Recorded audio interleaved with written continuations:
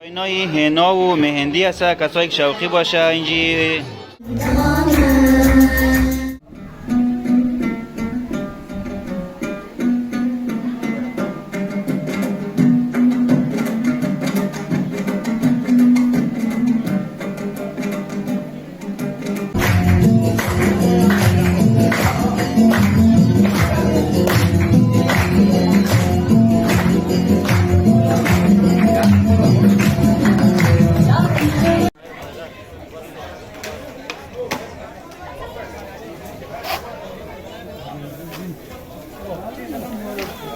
و همچنان تعدادی از همشهریای ما اینجا غذاهایی را پختن و آمادگی گرفتن برای همشهریا.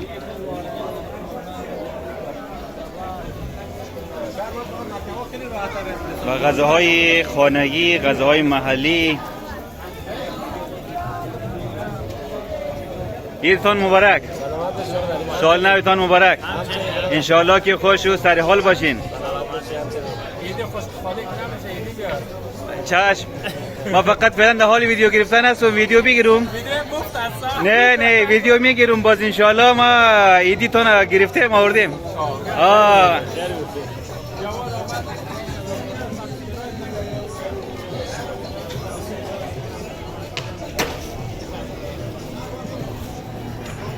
دوست بسیار گرامی آقای رضایی، دوست بسیار گرامی ما امروز رفیق و همچنان نوروز دیگه لذت میبریم.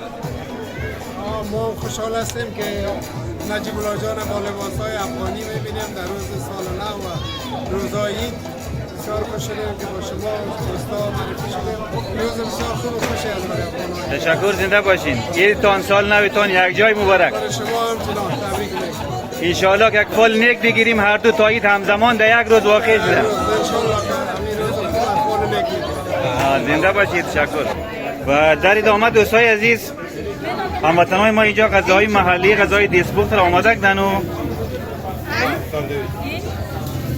و ساندویچ های بسیار مزه‌دار و خوشمزه، احتمالاً که از ساندویچ و اینم شیرینی و جلبی و سالاد و چیپس و بدندار خوب هستی؟ بخیر هستی؟ سلامتی؟ عیدتان سال نوتان مبارک. زنده باشین، سلامت باشین. تشکر. مادم دوستای عزیز، شیرپیره آماده کردن و کنجی دسته فکر کنم. خوب هستین برادر؟ بخیر هستین، سلامتین. عیدتان سال نوتان مبارک. زنده باشین. چی آمادگی گرفتین امروز؟ حلوای کنجی دو شیرپیره. بسیار خوب، بسیار خوب، بسیار خوب. چطور است امروز مردمی که اینجا وطندارای ما که جمع شدن چطور است؟ از این برنامه ها قبلا هم زیاد داشتین؟ برگزار میکنین؟ دارین دیگه. بسیار خوب، بسیار خوب. و همچنان اینجا کارهای هنری و دستی رو میبینیم.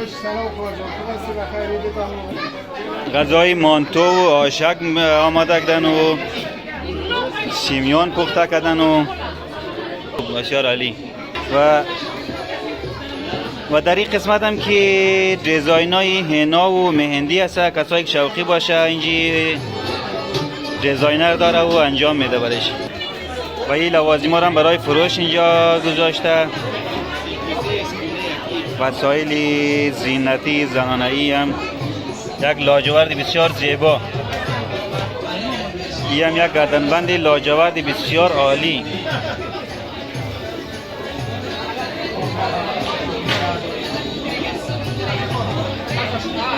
و این هم زعفران است، زعفران افغانستان. بسیار خوبش، بسیار زیبا.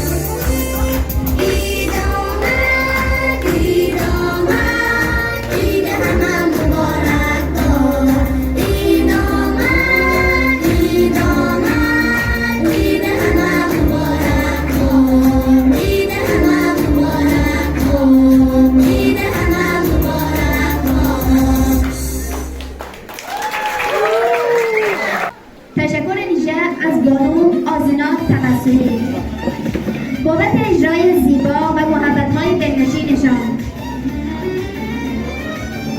دلشاد زنده است به آهنگ خوش، دلشاد زنده است به آهنگ خوش، غم از دل برود با نوای دلکش. باز هم دعوت می‌کنیم از جناب خلیل حیدری با یک تشویق گرم.